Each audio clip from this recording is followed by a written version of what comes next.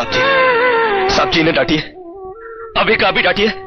अरे छोटी मालकिन के गहने चोरी हो गए और ये लोग हम पर शक कर रहे हैं। ये लोग सोच रहे हैं कि वो गहने हम कहीं बेचा है।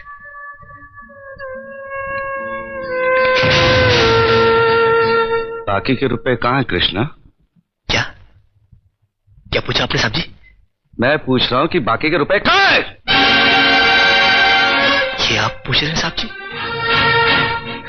अपने कृष्णा से? देखो कृष्णा, गलती हर इंसान से होती है।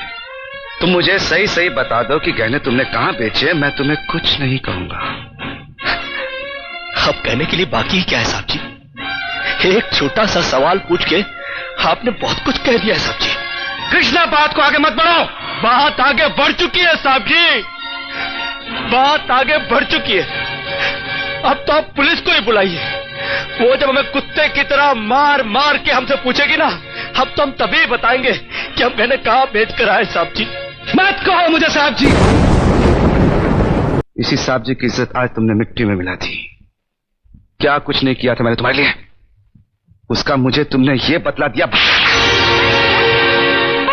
अरे हट जाओ ज्योति। जिस दिन मेरी फैक्ट्री जलकर राख हो गई थी और मैं बर्बाद हो गया था, मुझे उतना दुख नहीं हुआ था कृष्णा जितना आज हुआ जब तुमने इस घर में चोरी की है। साहब जी,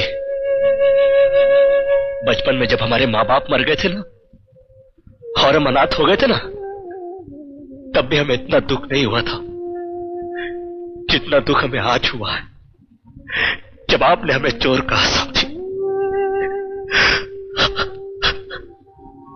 आपने हमें चोर कैसे कहा साहब जी? और ज्यादा सफाई देने की जरूरत नहीं है।